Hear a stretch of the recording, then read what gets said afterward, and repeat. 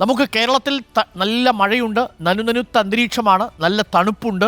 ഇവിടെ എപ്പോൾ വേണമെങ്കിലും മേഘസ്ഫോടനം ഉണ്ടാവാം. കാലവർഷം ഇങ്ങ് എത്തിക്കഴിഞ്ഞു. പക്ഷേ കാലവർഷം സ്വപ്നം കണ്ടുകൊണ്ട് ഉത്തരേന്ത്യയിൽ കുറച്ച് മനുഷ്യർ കഴിയുന്നുണ്ട്. അത്യുഷ്ണത്തിൽ വലയുകയാണ് ഈ സമയത്ത് ഉത്തരേന്ത്യ. നമ്മൾ നല്ല മഴയിൽ മേഘസ്ഫോടനത്തിൽ വെള്ളക്കെട്ടിൽ ഇങ്ങനെ കുടുങ്ങി നിൽക്കുമ്പോൾ കനത്ത വേനലിലാണ് ഉത്തരേന്ത്യ. രാജസ്ഥാനിൽ 3 പേർ കൂടി മരിച്ചു വേനലിൽ. കടുത്ത ചൂടിനെ തുടർന്ന് ഒരു സൈനികനടക്കം 15 പേരാണ് രാജസ്ഥാനിൽ ഇതുവരെ മരിച്ചത്.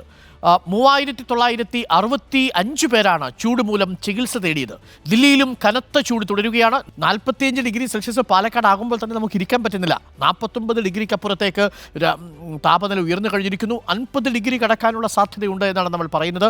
താപനില ഇങ്ങനെ ഉയരുകയാണെങ്കിൽ സ്വാഭാവികമായും അതൊരു വലിയ തരത്തിലുള്ള ഉഷ്ണതരംഗമായി മാറും. ഉത്തരേന്ത്യ മുഴുവൻ ഉഷ്ണതരംഗത്തിൻ്റെ പിടിയിലേക്ക് പോവുകയാണ് എന്നാണ് നോബൽ മാരിക്കാരൻ റിപ്പോർട്ട് ചെയ്യുന്നത്. ഉത്തരേന്ത്യയിൽ ഉഷ്ണതരംഗം, കേരളത്തിൽ കാലവർഷം.